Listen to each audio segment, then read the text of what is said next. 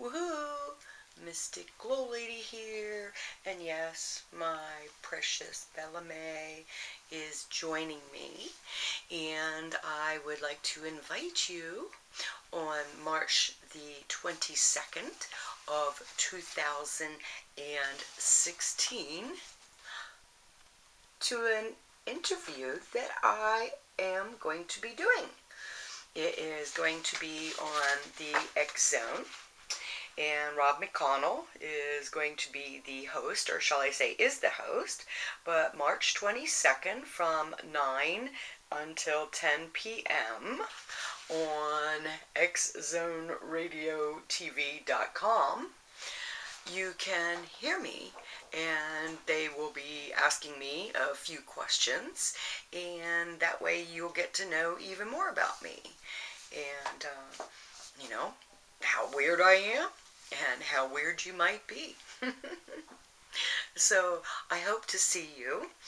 It's going to be a really cool experience, and I'm looking forward to it. Yeah, nothing like a hair in your mouth. Hopefully I won't have any of those, or those frogs in my throat, or anything like that. So, well, you ready to check out what the astrological divination reading is going to be for March? Hang on, here it comes. Oh, Leo, hello. This is your divinatory reading for March 2016.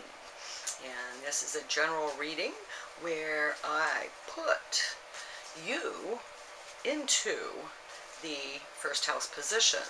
So if Leo is your ascendant, then when I'm talking about the planets in your houses, then that would be pretty correct. Okay, when we're talking about a general, that doesn't mean that it's going to be to you specifically. Now, if you have a Leo moon, which I have a Leo moon, I'm going to be paying attention as to how it's going to affect me emotionally. So, on the bottom, we have the Three of Cups, the abundance, some good emotional support for us this month, Leo. In the first house of self, you have the Ten of Cups. You have the perfected success. Looking good, feeling good. Sounds like you got it going on this month, Leo. In the second house of finances, possessions, you have the Virgo energy, okay? The Virgo energy of I analyze. You also have Jupiter in there, and Jupiter is retrograde. 19 degrees of Virgo going back to 18 degrees of Virgo. And you also have the full moon, and that is a partial lunar eclipse on the 23rd. Okay, so what are you going to be letting go of? What are you going to be analyzing with your finances? You have the Six of Cups, the pleasure. So how much money are you counting up this month? Looks like you have some things to count up. In your third house of communication, short distance travel, you have the Libra, the balance. Where are you balancing? Where do you need to balance? Because you have the Two of Wands. What is the holdup? What is the holdup in communications? What is the holdup? You're supposed to take a trip, but it's not coming through. In the fourth house of your home, you have the Scorpio energy, the I desire, and you also have Mars in there. Now, Mars is at 28 degrees of Scorpio. On the 7th, it will be moving into 0 degrees of Sagittarius, and at the end of the month, it will be at 7 degrees of Sagittarius. Okay, so what do you have going on in your home that you need to work upon? You have the Eight of Pentacles. What needs fixed in your home? Is it the energy that you just don't have? Or is it the finances that you are looking in order to fix it?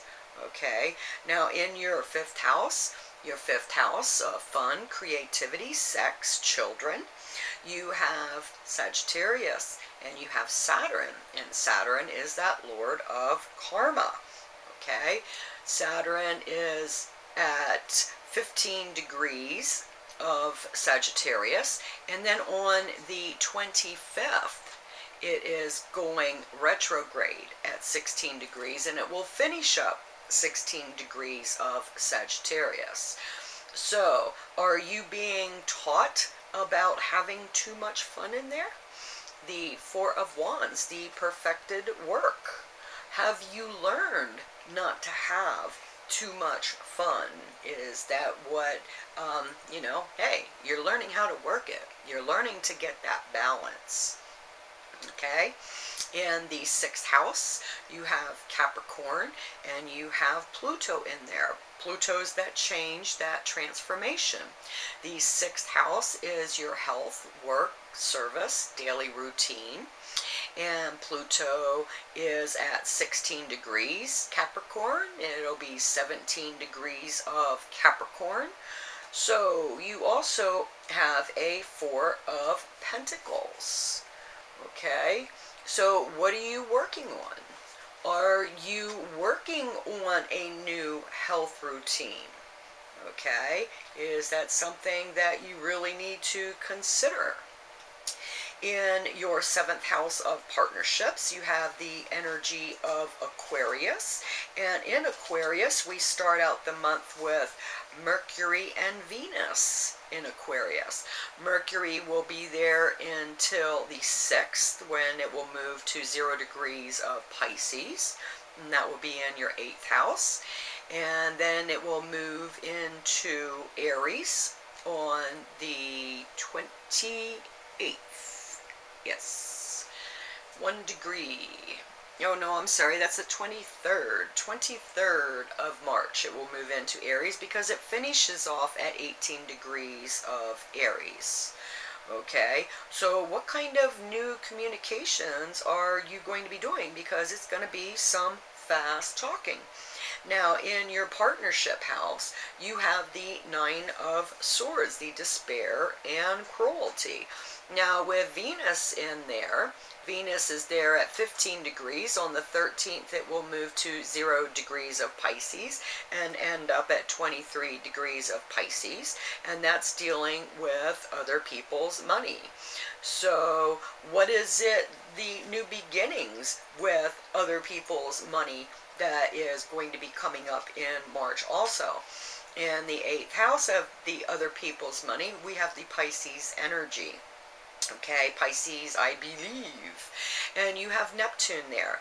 Now, Neptune is at 9 degrees, and it will be going to 10 degrees. Neptune is one of the outer planets, so it affects us as a generation. And being in your 8th house, slow moving through, you also have that new moon, the solar eclipse on the 9th, and the sun is shining on other people's money, and you have the Chariot, taking things into your own hands. All right, when you're dealing with other people's money, all right, what are you using other people's money for? Now, if it's, just for a relationship, yeah, that's not so cool. All right, don't just be in a relationship to use someone for their money. Now, in the 9th house of higher learning, long distance travel, spiritual quest, you have the Aries, the I am energy, and Uranus is in there. All right, are you going on a spiritual quest? Are you having new thoughts of inspiration? Now you have the Wheel of Fortune in there.